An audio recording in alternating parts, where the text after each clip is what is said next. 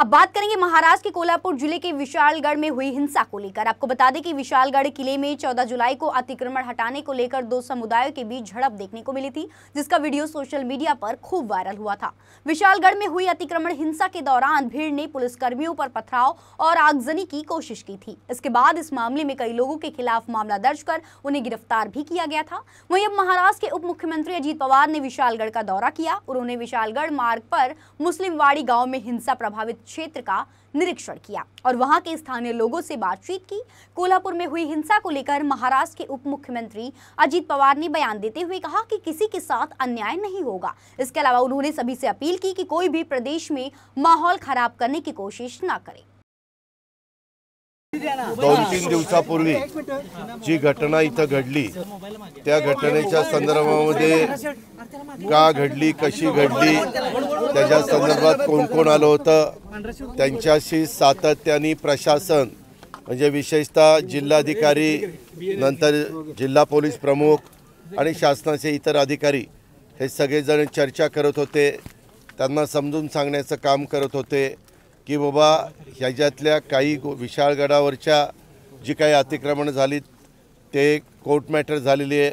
मुंबई हायकोर्टामध्ये त्याच्याबद्दल काही केसेस चालू आहेत आणि त्याच्यामध्ये कोर्टाचाही अवमान होणार नाही अशा पद्धतींचा मार्ग त्या ठिकाणी काढला जाईल। हा मार्ग काढत असताना ॲडव्होकेट जनरल असतील किंवा त्याच्यामध्ये सिनियर जे काही आमचे वकील असतात ते असतील, ह्या सगळ्यांशी चर्चा केली जाईल। त्याच्या संदर्भात सरकारच्या वरिष्ठांशी पण मुख्यमंत्र्यांशी प्रशासन संपर्क साधत होतं। मग आम्ही सगळेजण विधान परिषद आणि ह्या सगळ्या गडबडीत होतो। प्राईम मिनिस्टरचा पण कार्यक्रम होता। त्या सगळ्यांना प्रशासनाने समजून सांगण्याचा प्रयत्न केला की थोडंसं शांततेने घ्या, ह्याबद्दल तुमची जी काही मागणी आहे त्याबद्दल सरकार कायद्याने नियमाने सकारात्मक आहे। कायदा नियम कुणा हातामध्ये घेण्याचा प्रयत्न केला तर ते चालणार नाही, परंतु कायद्याच्या नियमाच्या चौकटीमध्ये बसून आपण मार्ग काढू। आम्ही ज्यावेळेस मुख्यमंत्री आणि दोन्ही उपमुख्यमंत्री काही मंत्रिमंडळातले सहकारी रायगडवर आपल्या राज्याभिषेकाच्या कार्यक्रमाला गेलेलो होतो, तेव्हा पण विशाळगडाच्या अतिक्रमणाच्या बद्दलचे बोर्ड आम्हाला दाखवलेले होते आणि त्याही वेळेस तिथं चर्चा आम्हा लोकांची झालेली होती।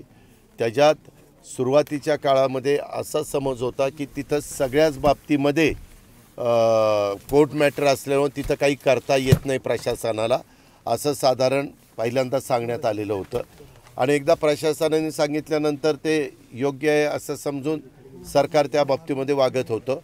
परंतु नंतर जरा खोलात गेल्यानंतर न्यायालयाच्या बद्दलचं बाजू जे सांभाळत असतात त्यांच्याशी चर्चा केल्यानंतर 13